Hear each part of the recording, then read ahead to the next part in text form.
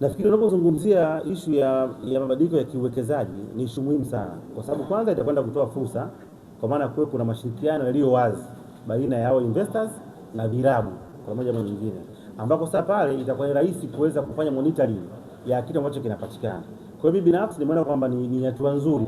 Kwa ukiangalia Simba ni kama wanasintofahamu, wao ndio walikuwa wameanza mchakato, baada ya Yanga wakaja wakaingia, wakaja wakawa wamestack.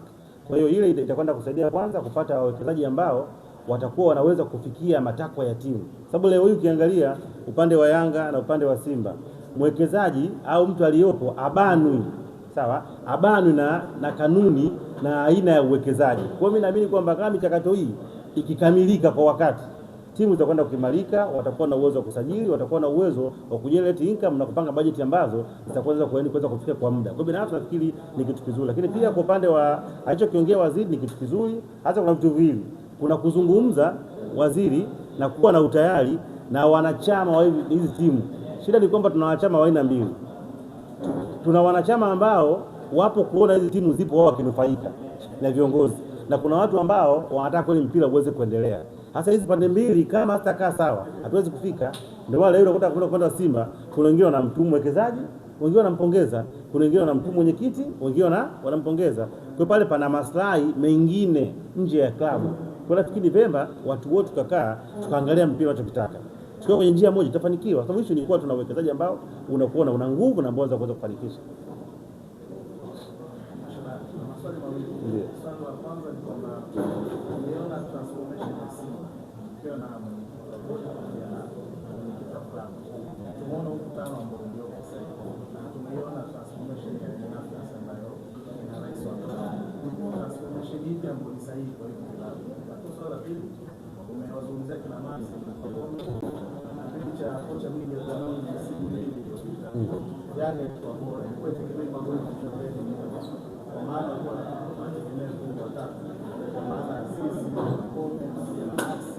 hakuna kuzungumza kwa msimu hakuna anaonekana Max anaonekana akiwa for shida ni je ila ni wachezaji au walimu ambao wanaenda sasa hivi nafasi wameshindwa kuweza kuendeleza vipaji vya wachezaji.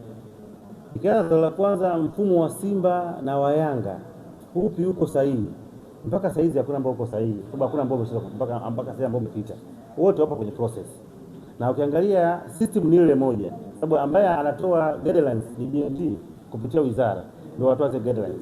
Kwa hiyo zile ni za aina moja, isipokuwa tu Simba na Yanga wote itawalazima wapite kwenye njia hii moja. Ndio maana Simba alikuwa na njia yake, Yanga alikuwa na njia nyingine. Simba akaambiwa hapana, kwa mnakwenda sio, rudini kwenye utaratibu wa kawaida, kwa sababu serikali hairuhusu mwekezaji mmoja, na utaratibu ni 51 kwa 49 na wawekezaji waanze watatu. Kwa hiyo mfumo ni mmoja, lakini namna gani mtakwenda kufanyia kazi iko ni kitu kingine ambacho tegemea utashi na maamuzi ya wale viongozi. Kwa hiyo kwa hilo swala kwamba wote wakipata utaratibu wao watakuwa kwenye njia moja. Kwa issue ya Yanga ndio ninachokwambia, issue unaweza kusema mwalimu, unaweza kusema wachezaji, lakini mwisho wa siku hizi timu zinakosa muendelezo kwa sababu zimekuwa zikibahatisha. Ndio utashangaa msimu huu unaweza kumuona Max yupo kwenye peak, msimu unaokuja ameflop. Ni watu ambao yani hawana consistency. Kwa kikubwa watafute wachezaji wakubwa. Kwa kuna muda timu moja anaweza akapewa mwalimu mwingine akafanya vizuri. Kwa hiyo mimi natamani nione siku ili uweze kuchukua ubingwa wa Afrika, ni lazima uwe na uwezo wa kuwania wachezaji na matimu ambazo zinachukua ubingwa wa Afrika. Yaani mtu ambaye anachukua ahadi na wewe uwe na uwezo naye. Uwezo uko unataka ubingwa wa NBC Premier League alafu uwezo shindana na Yanga na Simba kwenye kusajili. Ndio maana siku zote Simba na Yanga wanataka kuwa juu, kwa sababu wao wanaweza kumchukua mtu yote mwenye uwezo mzuri. Kwa hata kwenye klabu bingwa kama Ali anasajili na wewe sajili, mambo yale yanasajili. Ukifika kwenye zile level za kuanza kuwania wachezaji, maana yake tena unakuwa na nguvu ya kwenda kushindana nao kiwanjani. Lakini ukiangalia wao wana level yao ya kusajili na Simba na Yanga wa level yao ni ngumu, itakuwa ni bahati tu pale ambayo wanakwenda kuingia na sio uhalisia. Yeah. Mimi na swali langu moja kuhusiana na mchezaji Mpanzu.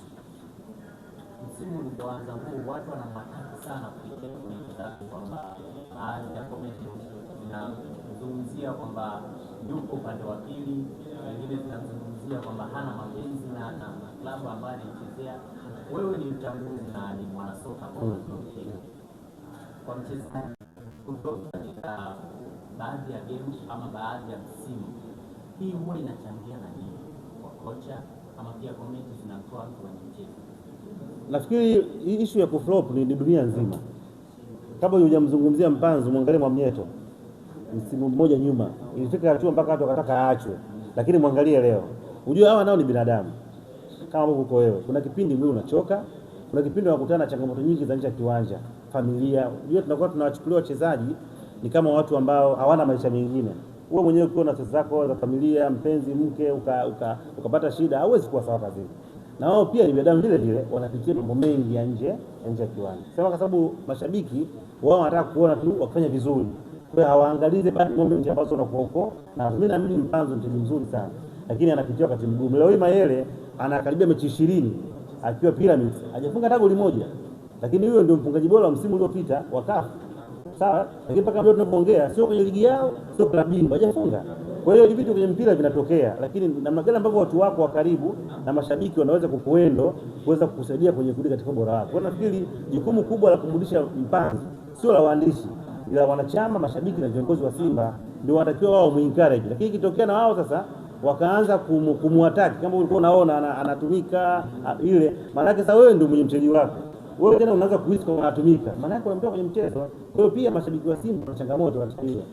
Wanashindwa kusupport wachezaji wao. Angalia Dube alipitia wakati mgumu, Yanga kama kumsupport mpaka wakamchangia pesa ilimsaidia. Kwa hiyo wenyewe pia walione hilo kwamba nao ni binadamu. Kama kuna moments ambazo wanakuwa wanapa furaha, hata kipindi ambacho hawako vizuri waweze kuwa support, sababu ni sehemu ya timu zao na hawana namna kuweza kufanya kwa kitu. Bwana, zimetoka break za CAF. Sasa mimi nataka kumsaidia shabiki ambaye anatazama kwenye TV yangu, mueleze zile rank zinaonyesha nafasi ya kwanza mpaka nafasi ya 60. Simba iko nafasi ya 8, Yanga ya 10. Kumweka sawa shabiki wa Simba na shabiki wa Yanga, wewe kama mchambuzi hapo unamaanisha iko hivi? Hizi rank za CAF ni rank ambazo zinakuwa zinakaa ndani ya miaka 5. Yaani wanaandaa miaka 5 ya mashindano ndio wanakuwa wanaziandaa zile points. Na kwenye ule msimu wa mashindano zinakuwa ni alama 5. Msimu unaofuata ni 4, unaofuata 3, unaofuata 2, unaofuata ni 1. Kwa hiyo wanakuwa na rank hivi. Na kwenye kila msimu manake unatoa alama nyuma. Kwa katika msimu huu Simba aliingia alikuwa na alama 33. Ndipo unaanza msimu 33. Yanga aliingia alikuwa na 25. Ndio alikuwa ameanza nazo katika msimu huu. Kwa hiyo michuano ya klabu bingwa na kombe la shirikisho wanaanza kwa sababu pointi katika hatua ya makundi. Na ukiangalia Azam alikuwa anatazama hatua za awali miaka yote alikuwa hata pointi moja. Sababu ili upate pointi walau pointi moja au nusu pointi kwenye hatua ya makundi. Kwa hiyo ukiingia kwenye hatua ya makundi ya kombe la shirikisho, kuingia tu unapata alama 0.5. Kwa maana ukiwa wa 4 kwenye kundi lako. Ukiwa wa 3 unapata alama 1. Sawa? Ukiwa wa pili na wa kwanza unapata alama ngapi? 2. Hilo kombe la shirikisho. Klabu bingwa ukiingia hatua ya makundi tu unapata alama 1, nafasi ya 4. Unaona? Na nafasi ya 3 unapata alama 2. Nafasi ya kwanza na ya pili unapata alama 3. Kwa hiyo Simba ameingia klabu bingwa. Kwa bahati mbaya amekuwa nafasi ya 4. Sawa, mwisho kwenye kundi, si ndio? Kwa hiyo unachukua ile moja aliyoipata unaizidisha na 5 ya mwaka wa mashindano. Unapata alama ngapi? 5. Unakwenda kujumlisha na alama zake ambazo anazo msimu huu 30 ngapi? 3. Ndio anapata alama ngapi? 38. Yanga alikuwa na 25 msimu walipoanza. Alikuwa anaacha alama 8 na Simba. Walipoanza tu amemaliza nafasi ya 3 kwa kupata alama ngapi? 2. 2 mara 5 za mwaka huu 10. Unakuja kujumlisha na ngapi? 25 unapata ngapi? 35. Kwa Yanga amepanda kutoka kwenye alama 25 mpaka ngapi? 35. Simba msimu uliopita alikuwa na alama 43 zikashuka mpaka 33. Kwa hiyo sasa anakwenda kwa 38. Kwa maana Simba anakuwa na 38, Yanga ngapi? 35. Kwa hiyo Yanga anapanda kutoka nafasi ya 12 kuja nafasi ya 10, Simba anashuka kutoka nafasi ya 5 mpaka nafasi ya 8. Kwa sababu uwiano wa alama ni 38 kwa 35. Bila uzazi wa mwisho kutoka. Tumeona dabi ya Kariakoo imetajwa ni tarehe 1 na itakuwa Zanzibar. Baada ya mechi ya Stade Malien na Simba zinakumbuka, nimeona mashabiki wa Simba wanasema sasa wako tayari wanamtaka Yanga hata kesho. wewe kama mchambuzi, juzi niliona pia kuna mchambuzi alisema Yanga anawapa 5% kwenda huyo Yanga akasema ile ni maoni yake. Simba yuko tayari sasa kwa unavyomuona, na ni kweli anaweza kuingia.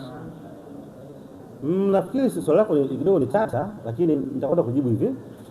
Simba ukiangalia iliyoanza msimu na ya sasa hivi kuna utofauti mkubwa sana, kwamba imebadilika. Ile ambayo imeanza msimu ule na kipindi hiki kuna changes ambazo umeweza kuzipata. Yaani kuna positive progress ambayo inaonekana ikiendelea kusogea. Lakini mabadiliko hayo au ongezeko hilo bado halitoshi kuifanya Simba iwe katika level moja ya Yanga. Bado Yanga wana timu nzuri kuliko Simba mpaka sasa. Na bado hiyo mechi inaangalia kwa Yanga. Na bado Yanga anaweza kupata matokeo. Ikitokea vinginevyo ni masuala ya mpira. Lakini kwa maana ya quality wise na vikosi bado Yanga yuko pale kwa sababu Simba ameimprove pakubwa kutokea pale ambako alikuwepo.